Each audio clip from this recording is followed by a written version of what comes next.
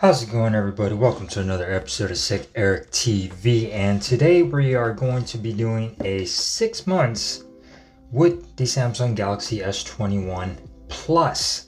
Now, like I said, this device has been out for about 6 months, and I'm going to give my thoughts on how it's held up. Great device. We're going to talk about the build, display, and everything, how everything is held up with the Samsung Galaxy S21. Before we get started, go ahead and hit that subscribe button. If you're new here, I'm SicErik. I do tech videos, and if you like what you see, like I said, subscribe. And if you like this video, give it a thumbs up at the end. So let's jump down into it. This device has been a great phone over this 6 months. We're going to talk about the build quality. So build quality, this thing is beautiful. Let's get that right. This thing is really nice. It feels great in the hand. The new camera design is really nice. It's not too big of a camera bump, not as big as the one you get on the S21 Ultra, but still really nice. You get this frosted back glass on here, Gorilla Glass Victus is what you're going to get on the front, and on the back this is the Phantom Black color. It feels great in the hand. Volume buttons, the only gripe I would have is that they are a little bit high up on the device. I would like to see the buttons just a little bit lower on here, but really not a deal breaker. I do have a couple scratches on the display by laying it down like so. Doing videos, for some reason I got a couple of scratches. I put a screen protector on there, but other than that, the back completely flawless. Another thing I would say is that the frame is definitely not flush with the back glass on here, so you do feel the frame a little bit and the sharp edge of it when you're holding it. But I guess in the good side is that it does provide a little bit more grip for when you're holding the device. It's not as slippery as you would be if you're just holding the back glass on there. The frame does provide some grip to it, but really nice display. This thing is just really beautiful. It's a nice big phone. It's not too big, but it's not too small. Middle ground between the regular S21 and the Ultra. This phone will do just fine, and it's really nice and built well.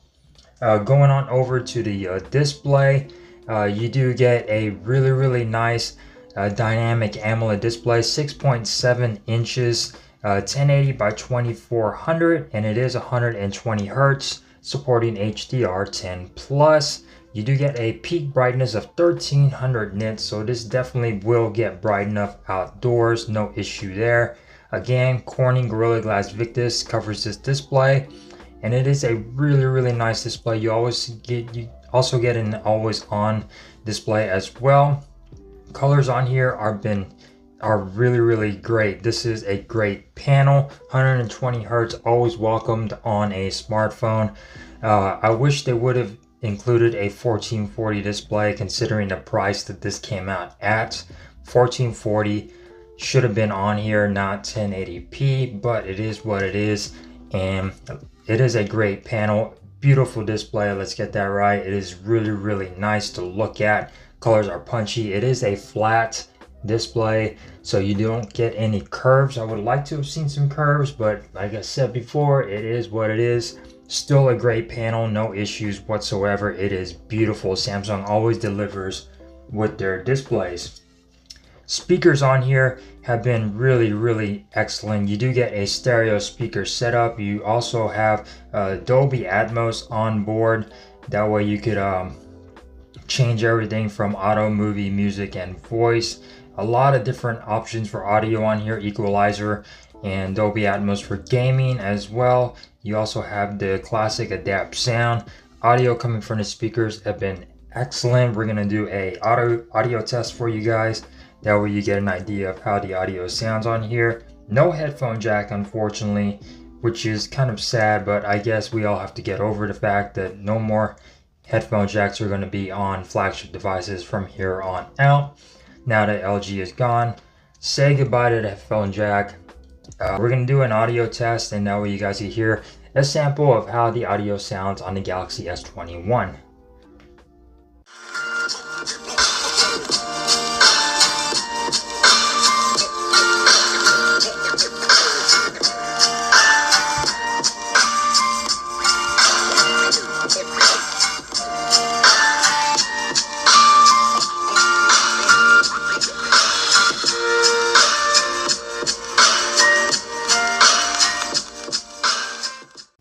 So yeah, how did that sound? Comment down below how you think the audio is from the speakers on the S21. You got your bottom firing speaker, and then the second one is in the earpiece. Great audio in my opinion, one of the best. Another cool thing that this has that a lot of other Samsungs don't have is the Google feed over here on the home screen. Now this is the stock launcher, and most stock launchers on Samsung do not have that, especially on the Note 20 Ultra.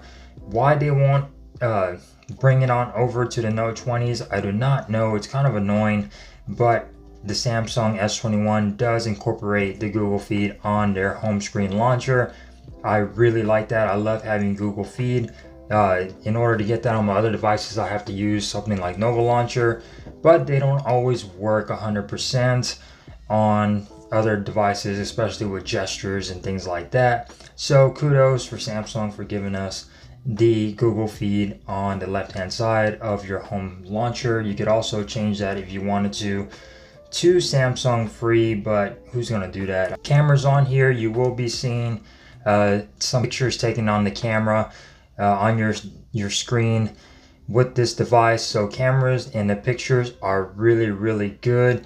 You do get 3 cameras on the rear. You get a 12 megapixel main sensor, and then you get a 16 megapixel telephoto with 3 times hybrid zoom, and you also get a 12 megapixel ultra wide on here. You can record up to 8K 24 frames per second on the rear. Of course, you also get your 4K 3060, 1080, 3060, 20, and then 720, and then at 960 frames per second, HDR10, stereo sound, etc. Front facing camera is a 10 megapixel camera, and you can record 4K on that camera as well. So really nice that you can record 4K on the front and on the rear. Pictures on here come out really good, especially during the day.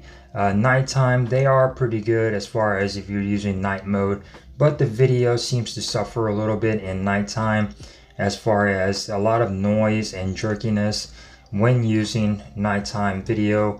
It did not come out as well as I thought it would. The Pixel 4a 5G definitely performed a lot better at night over the Samsung Galaxy S21 Plus, but still, cameras on here are phenomenal. You will not be disappointed with the camera quality of this device. So the fingerprint sensor is a new fingerprint sensor, updated from the one on the Note 20 Ultra from last year and the S20.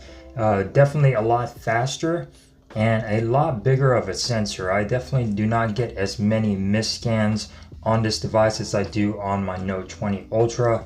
They have definitely improved the fingerprint sensor on here. It's in a nice spot, really easy to get to, comfortable, and you also do have the option to do face unlock if you don't want to mess with that. So face unlock is pretty quick and will unlock your device, as you can see right there.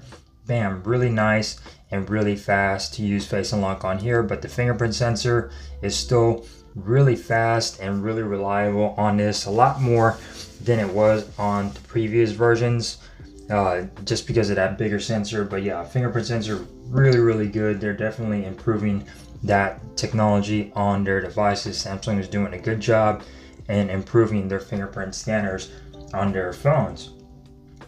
Battery life on here has been pretty good as well. It's not the best in the world, but it still will get the job done. I find that you going over a 8-hour night at work, I come home and my battery's at about 40%, and that's with streaming music all night, you know, texting and watching some videos and making a phone call. But this is streaming music and Audible, and then streaming stuff off, you know, YouTube music all night long, and I leave with about 40%, and then it will still get me on through to the next day, but then you definitely have to charge it the next day. So you get about a day's worth of battery life on here. Not the greatest in the world, but still great battery life for what it is. The battery is going to be a 4800 milliamp hour battery. You do get 25 watt fast charging. You don't get a charger in the box, which is definitely disappointing. I do not know why they did that. You get 4.5 watt reverse wireless charging, and you also get 15 watt wireless charging on here. So that is great. And if you have a 25 watt charger, definitely use that. I've got several of them from LG devices and from Samsung. use that, and that will give you the most optimal battery speeds on here for charging the S21 Plus. But you do not get the charger in the box, so keep that in mind. You would have to have a 25-watt charger in order to use that, but still battery life has been solid. Like I said, it's not the best, but it still gets the job done and will get you through an entire day, and then some on through the next day. So going on over to performance on here, 8 gigabytes of RAM, 128 gigabytes of internal storage.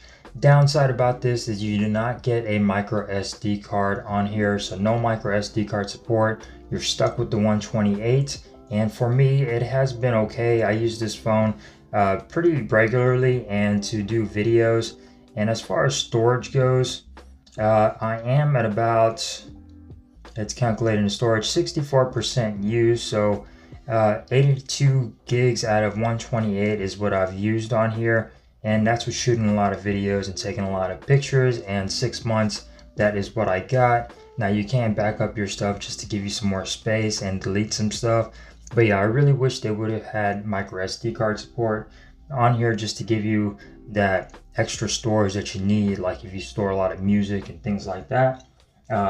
Performance on here has been phenomenal, no stutters or anything. It's a fast device, 120 hertz refresh rate on the display.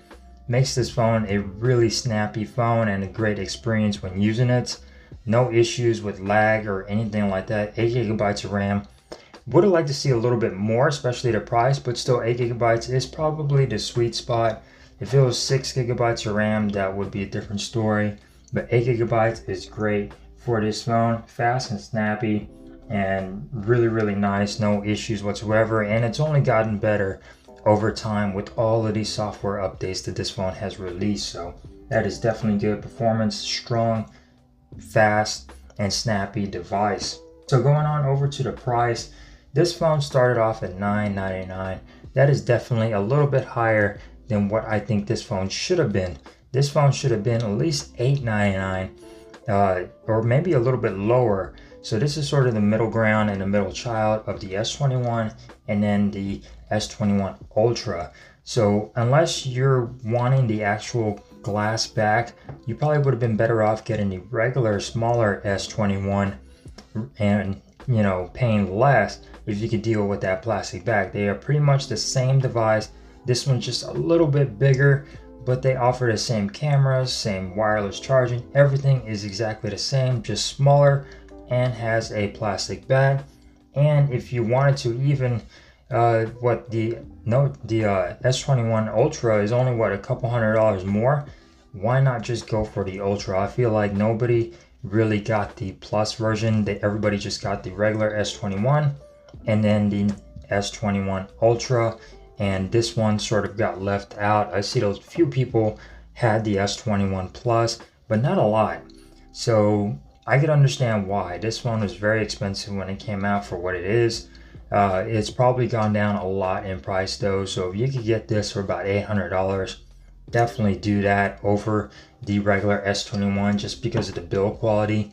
You get that glass back, it just feels more premium than the regular S21, and it is a little bit bigger.